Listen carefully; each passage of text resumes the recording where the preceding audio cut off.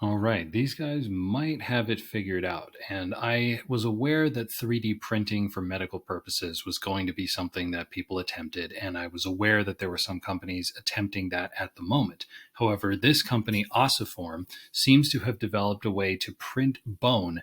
And it's actually more interesting than that. The part that really got me was the reabsorbable part. So, 3D printing is something that a lot of people are aware of in the sense that you can 3D print almost anything you want at this point, but what they've been doing is 3D printing bones specified for the patient. So rather than having to receive a bone from a harvested source or to create something with a less biosympathetic material, these guys have apparently managed to 3D print bone in a way that allows it to reabsorb into your body. So they describe it as basically that you're able to have a bone printed, specified for your body, your proportions, your not necessarily genetics, but how your body is supposed to have bones there rather than trying to match it to another source or creating something different.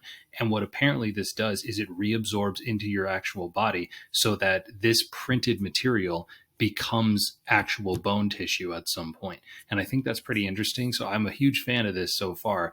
I think that Ossiform might have figured it out. And I think this could be something that, if we can do this with other technologies, is going to make medicine in general quite a lot easier for a number of separate reasons.